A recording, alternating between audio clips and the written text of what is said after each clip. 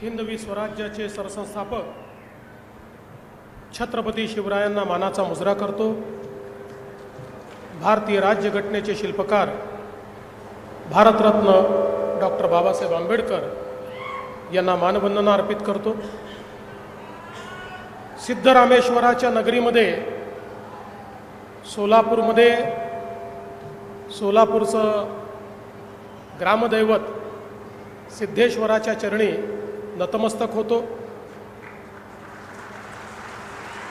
संपूर्ण महाराष्ट्राचं आराध्य दैवत पांडुरंगाच्या चरणी नतमस्तक होतो आणि त्याचसोबत श्री स्वामी समर्थ आणि भगवंताच्या चरणी देखील या ठिकाणी मी माझा नमस्कार पोचवतो। आज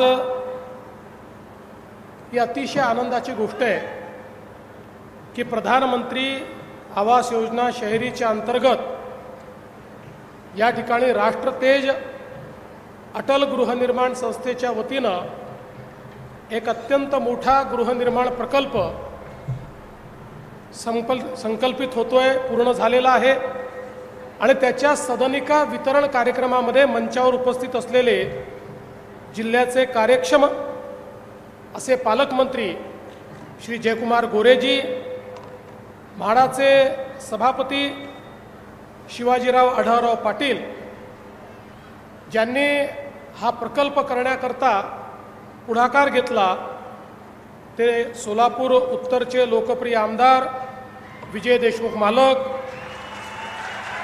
त्याचप्रमाणे माजी मंत्री आणि ज्येष्ठ आमदार सुभाष बापू देशमुख, समाधानजी अवताडे, सचिनजी कल्याण शेट्टी, देवेंद्रजी कोठे, रणजितसिंहजी मोहिते पाटील, अभिजितजी पाटील, शिवाजी पाटील, राजाभाऊ राऊत, नरसिंह मेंगजी, चेतनसिंग केदार, शशिकांत चव्हाण, रोहिणी तळवळकर, शहाजी बापू पवार, मिलिंद शंभरकर, कुमार आशीर्वाद, सचिन ओंबासे, राहुल साकोरे, मंचावरील सर्व मान्यवर आणि या ठिकाणी उपस्थित सर्व भगिनी आणि बंधूंनो, आज खरोखर मला या गोष्टीचं समाधान आहे की कालच ज्यांची पुण्यतिथी झाली असे या देशाला नवीन दिशा देणारे आणि नवभारताचं पायवा ज्यांनी रचला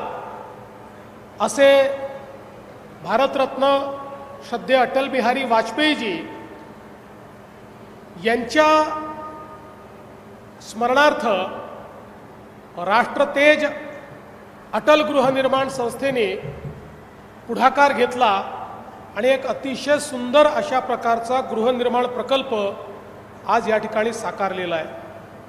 खरं म्हणजे या संस्थेच्या पदाधिकाऱ्यांना तर मी धन्यवाद देईनच, पण त्याहीपेक्षा जास्त धन्यवाद मी देईन ते विजय मालक देशमुख यांना, कारण मला आठवतं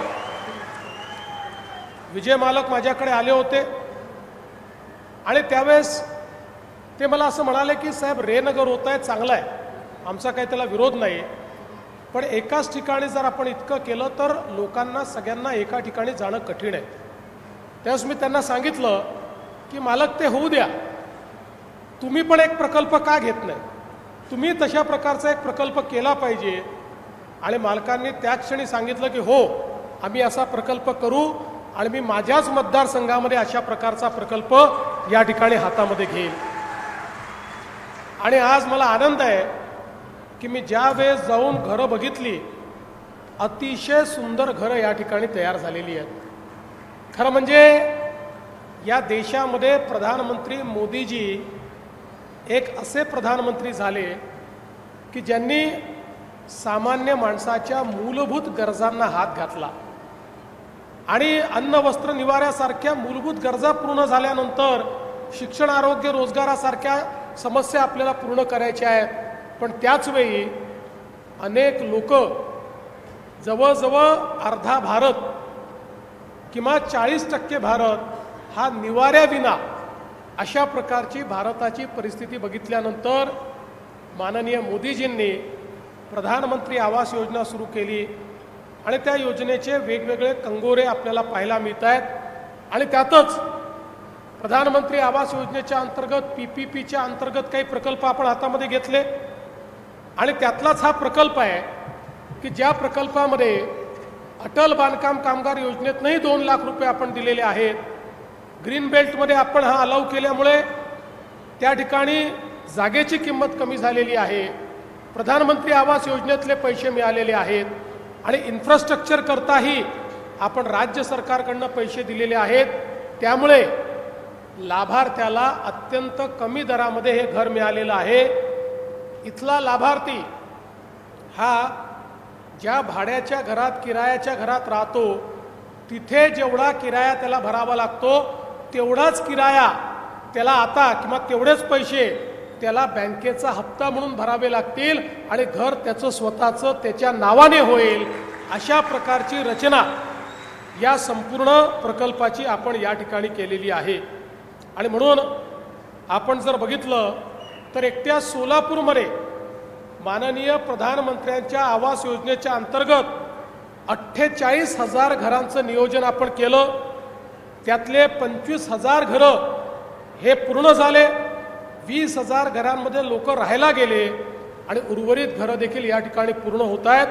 आणि याकरता माननीय प्रधानमंत्री महोदयांनी जवळजवळ 1,000 कोटी रुपये हे आपल्याला उपलब्ध करून दिलेले आहेत. त्यामुळे मोठ्या प्रमाणात आज गरिबाच्या घराचं स्वप्न आपण पूर्ण करू शकतो. आणि यासोबत आत्ताच आपल्याला ग्रामविकास मंत्री पालकमंत्री महोदयांनी सांगितलं की आपल्या ग्रामीण भागामध्ये प्रधानमंत्री आवास योजना ग्रामीणच्या अंतर्गत आत्तापर्यंत आपल्याला गेल्या 5-7 वर्षात 10-12 लाख घरं बांधून पूर्ण करता आली. आणि आम्ही माननीय मोदीजींकडे आणि माननीय ग्रामविकास मंत्र्यांकडे गेलो आणि आम्ही त्यांना सांगितलं आम्हाला वाढीव कोटा हवा आहे.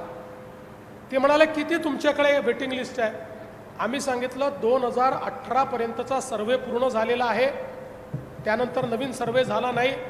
18 पर्यंतची वेटिंग लिस्टचा जर विचार केला तर 30 लाख लोक असे आहेत की ज्यांच्याकडे घर नाही. आम्हाला वाटलं आपण 30 लाख सांगितलं किमान 10 लाख तरी घरं हे देतील. पण मोदीजींनी आणि शिवराजसिंग चव्हाणांनी सांगितलं याच वर्षी पूर्ण 30 लाख घरं आम्ही तुम्हाला देतो.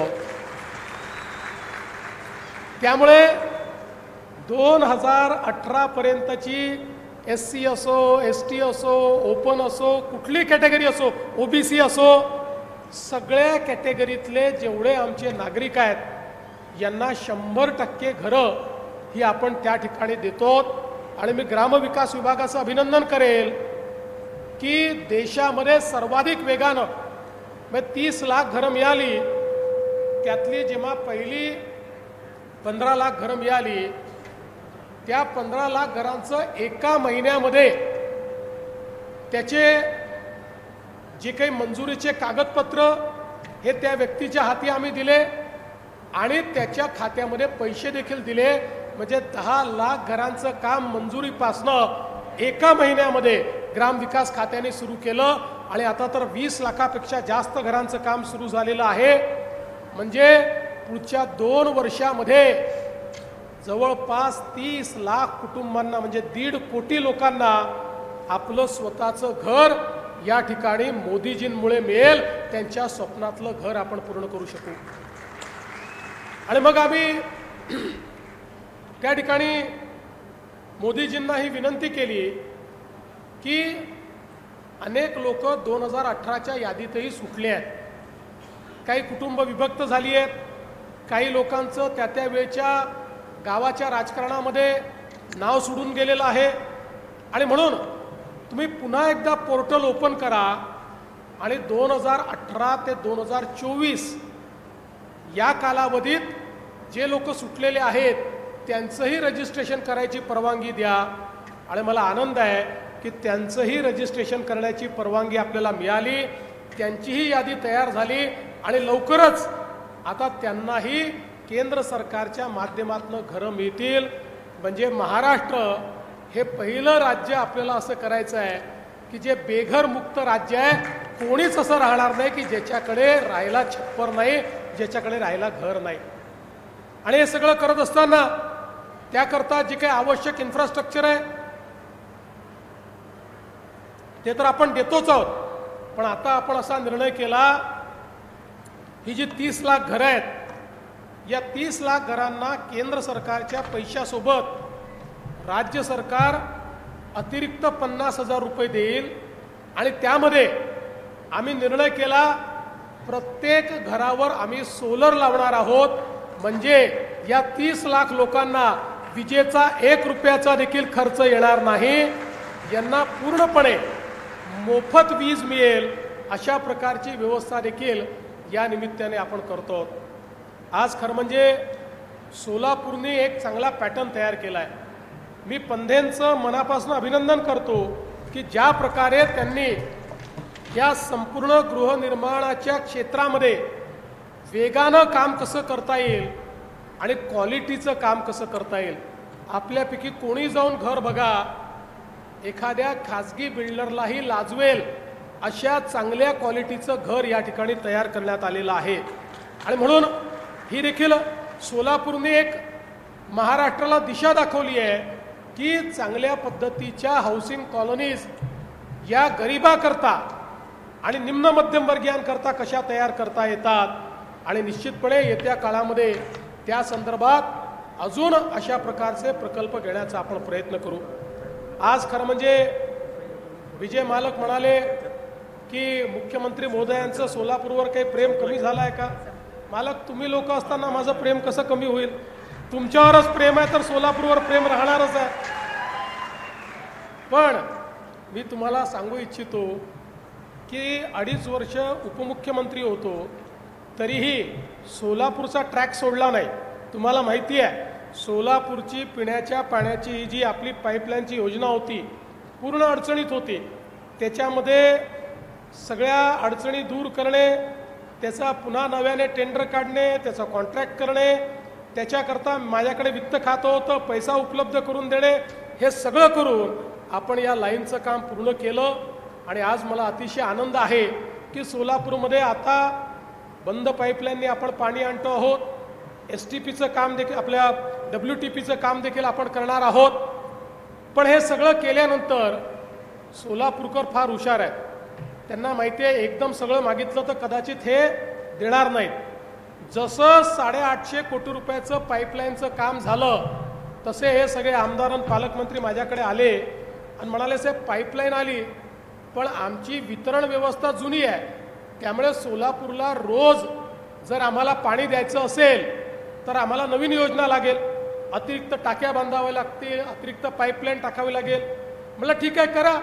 मला वाटलं 200-300 कोटीची योजना असेल, माझ्याकडे योजना घेऊन आले 850 कोटी रुपयाची. पण काळजी करू नका, त्याही योजनेला आपण मान्यता दिलेली आहे. आणि 850 कोटी रुपयाची योजना करून सोलापूर सारख्या माझ्या प्रमुख शहरामध्ये, हे दक्षिणेतली आपली एक अत्यंत महत्त्वाची महानगरपालिका आहे, त्याच्यामुळे या महानगरपालिकेच्या क्षेत्रामध्ये प्रत्येक घरी रोज पिण्याचं पाणी गेलंच पाहिजे अशा प्रकारचा आपला आग्रह आहे. आणि म्हणून या दृष्टीने निश्चितपणे याला देखील आपण मान्यता देतो. मागच्या काळात मालकांनी सांगितलं वेगवेगळ्या योजना आपण या ठिकाणी पूर्ण केल्यात.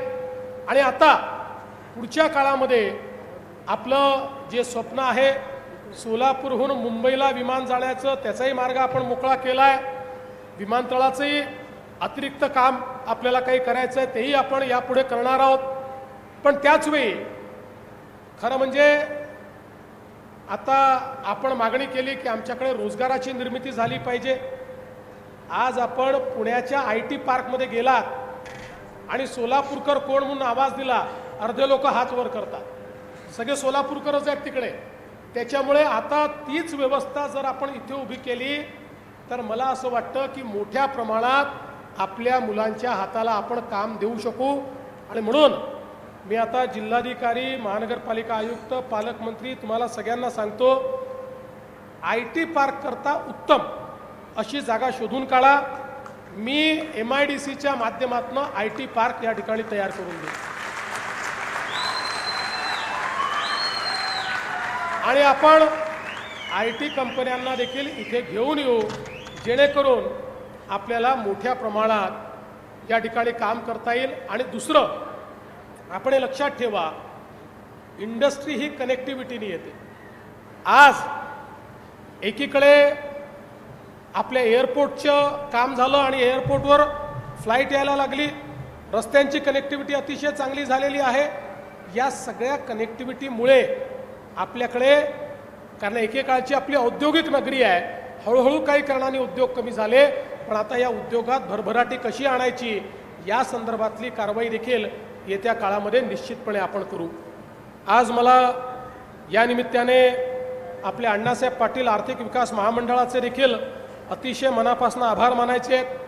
आणि विशेषतः सुभाष बापू देशमुख आपले देखील आभार मानायचे आहेत की 2500 लोकांना आपण या महामंडळाच्या माध्यमातून आपल्या लोकमान्य मल्टीपर्पजमधनं या ठिकाणी कर्ज देऊन त्यांना उद्योजक म्हणून उभं केलेलं आहे. आणि मला सांगताना आनंद वाटतो, मी ज्यावेळेस अण्णासाहेब पाटील आर्थिक विकास महामंडळाची पुनर्रचना केली त्यावेळेस सांगितलं होतं की आपल्याला या महामंडळातनं मराठा समाजामध्ये उद्योजक तयार करायचे आहेत. आणि आज सांगताना आनंद वाटतो की जवळपास 1,52,000 उद्योजक या महामंडळाच्या माध्यमातून आज आपण उभे करू शकलो. आणि त्यांना जवळपास 13,000 कोटी रुपये हे आपण त्या ठिकाणी मिळवून दिले. आणि त्यातनं आज जो स्वतः नोकरी मागत होता आज तो 5-10 लोकांना नोकऱ्या देतो आहे. म्हणजे नोकरी करणारा नाही, नोकरी देणारा उद्योजक, असे 1.5 लाख उद्योजक आज आपण या माध्यमातून तयार केलेले आहेत. आणि खऱ्या अर्थानं या ठिकाणी आमचे नरेंद्र पाटील यांनी अतिशय चांगल्या प्रकारे या महामंडळाची जबाबदारी सांभाळली, त्यांचंही मी अभिनंदन करतो. आणि आमच्या लाडक्या बहिणींनी आज या ठिकाणी मला राख्या बांधल्या. खरं म्हणजे या बहिणींचं कर्ज आम्ही कधीच उतरवू शकणार नाही. या बहिणींचं प्रेम आणि आशीर्वाद आमच्या पाठीशी असल्यामुळे कितीही मोठी संकट आलं तरी त्या संकटामध्ये हा जो राखीचा धागा आहे हा धागा आमच्या पाठीशी उभा असतो. आणि त्याच्या आशीर्वादामुळे त्या संकटातनं आम्ही बाहेर पडत असतो. आणि म्हणून सोलापूरकरांना मी पुन्हा एकदा या निमित्ताने आश्वस्त करू इच्छितो, सर्व सन्माननीय आमदारांना, लोकप्रतिनिधींना आश्वस्त करू इच्छितो, आम्ही सगळे, मी असेल, शिंदेसाहेब असतील, अजितदादा असतील किंवा महाराष्ट्राचं सरकार हे सोलापूरच्या पाठीशी खंबीरपणे उभा आहे. तुम्ही काळजी करू नका. सोलापूरला जे जे लागेल ते ते देण्याचा प्रयत्न आम्ही करू. आज पुन्हा एकदा ज्यांना घरं मिळालेली आहेत, ज्यांच्या जीवनामध्ये स्वतःच्या घराचं स्वप्न पूर्ण झालेलं आहे, अशा सगळ्यांचं मी अभिनंदन करतो. आणि पुन्हा एकदा मालक तुमचं आणि सगळ्या टीमचं अभिनंदन करून या ठिकाणी माझं बोलणं संपवतो. जय हिंद, जय महाराष्ट्र. एबीपी माझा, उघडा डोळे बघा नीट.